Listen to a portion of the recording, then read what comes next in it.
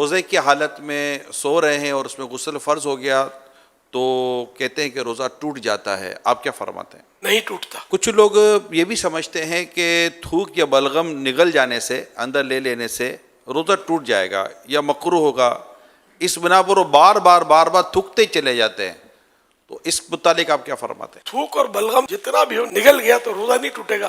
البتہ طبعی کراہت کی صورتیں بھی اس میں ہوتی ہیں، یا یہ کہ زیادہ تھوک منہ میں جمع کر کے نگلا تو یہ بھی ناپسندیدہ ہے. البتہ روزہ نہیں ٹوٹتا اس سے. یہ ارشاد فرمائی کہ یہ کہتے کہ رات میں اگر غسل فرض ہو جائے تو اب روزہ شروع ہونے کے بعد کلی یا ناک میں پانی افطار کے وقت اب ہی ڈالیں گے، اس سے پہلے نہیں ڈالیں گے. غسل تو کرنا ہے، چاہے وہ روزہ شروع ہو گیا ہے تو اس میں یہ کہ غرغرہ نہ کرے، مگر یہ کہ ہلکی جڑ تک احتیاط سے پانی تو پہنچانا ہوگا اس کو ہر جگہ پر. اور ناک میں بھی پانی تھوڑی احتیاط سے چڑھانا ہے کہ دماغ میں نہ چڑھ جائے. اگر دماغ میں پانی چڑھ گیا تو روزہ ٹوٹ جاتا ہے، جبکہ روزہ یاد ہو. اور یہ وضو میں بھی احتیاطیں کرنی ہے. کیا الٹی آنے سے روزہ ٹوٹ جاتا ہے، وامٹنگ؟ الٹی خود بخود کتنی ہی آئے، چاہے بالٹی بھر جائے، روزہ نہیں ٹوٹتا. البتہ خود جان بوجھ کر مثلا انگلی وغیرہ منہ میں ڈال کر الٹی کی اور وہ منہ بھر ہو تو روزہ ٹوٹ جاتا ہے، جبکہ روزہ دار ہونا یاد ہو. اچھا، منہ بھر کے معنی یہ ہوتے ہیں کہ جیسے اس کو تکلف کے بغیر روک نہ سکے.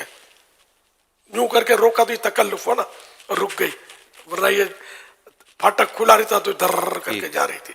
تو اس صورت میں بھی روزہ توڑنے والی ہی یہ قے ہے. کہتے کہ حالت روزہ میں مسواک نہیں کرنی چاہیے، آپ کیا فرماتے ہیں؟ غلط فہمی ہے. جس طرح روزے کے علاوہ مسواک سنت ہے، اسی طرح روزے میں بھی سنت ہے. کوئی اس میں احتیاط ہے؟ احتیاطیں ہیں اس میں کہ بہتر یہ ہے کہ ایسی مسواک استعمال کی جائے جس کا ٹیسٹ اور ٹیسٹ یا ریشے منہ میں نہ رہ جائے. اگر مسواک چبانے سے ریشے چھوٹے یا مزہ محسوس ہو تو ایسی مسواک روزے میں نہیں کرنا چاہیے. اگر روزہ یاد ہوتے ہوئے مسواک چباتے، دانت مانجتے، مسواک کرتے ہوئے اس کا ریشہ یا کوئی جز یعنی حصہ حلق سے نیچے اتر گیا اور اس کا مزہ حلق میں محسوس ہوا تو روزہ فاسد ہو یعنی ٹوٹ جائے گا. اور اگر اتنے سارے ریشے حلق سے نیچے اتر گئے جو ایک چنے کی مقدار کے برابر ہوں تو اگرچہ حلق میں ذائقہ محسوس نہ ہو تب بھی روزہ ٹوٹ جائے گا.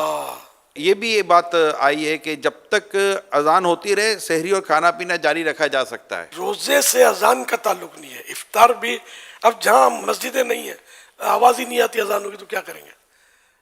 تو اس لیے وہ ان کا تعلق اذان سے نہیں ہے، اوقات سے، ٹائمنگ سے.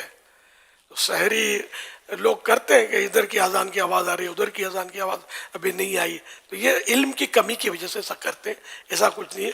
ٹائم اذان نماز کے لیے ہوتی ہے. کہتے ہیں کہ یہ چوٹ وغیرہ لگنے پر جو خون نکل آنے یا خون ٹیسٹ کروانے سے روزے پر کوئی اثر نہیں پڑتا، آپ کیا فرماتے ہیں؟ درست ہے جس نے کہا کہ روزے پر کوئی اثر نہیں پڑتا. روزے میں انجیکشن لگانے سے کیا روزہ ٹوٹ جائے گا؟ جی نہیں. اب یہ کہا گیا کہ روزے میں عطر یا خوشبو سونگھنے سے روزہ ٹوٹ جاتا ہے، یہ بھی غلط فہمی ہے.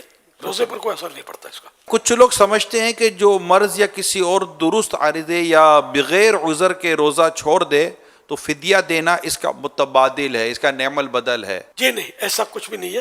صرف وہ شیخ فانی کے لیے کہ ایسا بوڑھا آئندہ اس کو روزہ رکھنے کی طاقت آنے کی امید نہیں ہے، ایسا کمزور پڑ گیا ہے، روزہ برداشت ہوتا ہی نہیں ہے، تب جا کر فدیے کی صورت بنے گی. اس میں بھی یہ دیکھنا ہوگا کہ اگر یہ گرمیوں میں نہیں رکھ پا رہا، یہ سردیوں میں رکھ لے گا تو رمضان شریف اگر گرمی میں تو سردی میں قضا کر دے، فدیہ اب بھی نہیں ہے. اچھا، اب بھی یعنی کہ دونوں سیزن میں اس کی کیفیت ہے کہ نہیں کر سکے گا یہ روزہ رکھ، اور اس نے فدیہ بھی ادا کر دیا. ایک روزے کا فدیہ ہوتا ہے ایک صدقہ فطر کی مقدار.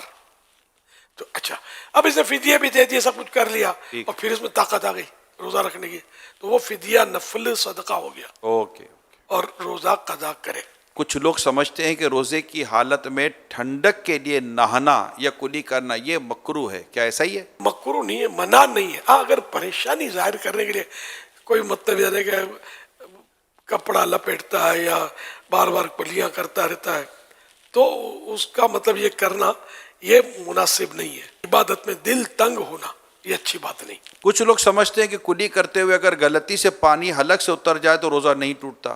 اگر کلی کرتے ہوئے روزہ یاد ہے اور پانی حلق سے نیچے اتر گیا تو روزہ ٹوٹ جائے گا، اور اگر روزہ یاد نہیں ہے تو چاہے جان بوجھ کر پانی اتار دیا حلق سے نیچے تب بھی روزہ نہیں ٹوٹے گا۔ یہ بات بھی ہے کہ جو خواتین پریگننٹ ہوتی ہیں، حاملہ ہوتی ہیں، یا دودھ پلانا ان کو ہوتا ہے تو ان پر روزہ فرض نہیں ہے۔ ان دونوں صورتوں میں تو ایسا نہیں ہے کہ روزہ فرض نہ ہو، البتہ بچے کی جان کا یا بچے کی ماں کا یعنی کہ جان کا خطرہ ہے یا کوئی سا مرض ہو سکتا ہے کہ جو علاج مشکل ہو جائے گا، سخت مرض جس کو بولتے ہیں، اس طرح کی کوئی عذر ہو تب جا کر روزہ بعد میں قضا کرنے کی اجازت ملے گی۔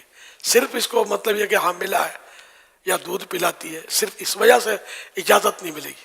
دودھ میں بھی یہی ہے کہ مطلب اگر وہ دودھ پلائے گی تو وہی جانوں کے خطرے ہیں، اتنی کمزور پڑ جائے گی کہ دم توڑ دے گی، یا بچے کو دودھ نہیں پلائے گی بچہ فوت ہو جائے گا، تب جا کر روزہ چھوڑنے کی اجازت ہے، اور بعد میں قضا پھر بھی فرض ہے۔ اگر خون کی کمی ہے تو ویکنیس ہے، اس کی وجہ سے ویکنیس ہے، تب کیا روزے میں کوئی رعایت ہے؟ اس طرح کے جو بھی امراض ہیں تو اس میں یا تو اپنا تجربہ ہے کہ مرض بڑھ جاتا ہے، یا یہ کہ جان کے لالے پڑ جاتے ہیں، خطرہ کہ جان چلی جائے گی یا عقل چلی جائے گی وغیرہ، ایک تو اپنا تجربہ ہے تو روزہ قضا کرنے کی اجازت ملے گی، یا کوئی خوف خدا والا ڈاکٹر، بعض ڈاکٹر بات میں کہتے ہیں روزہ مت رکھو، لیکن کوئی خوف خدا والا، اللہ اور رسول کی باتوں کو سمجھنے والا، ڈرنے والا، وہ اگر مشورہ دیتا ہے تو پھر اس کے مشورے پر وہ روزہ نہ رکھے اور بعد میں قضا کر لے۔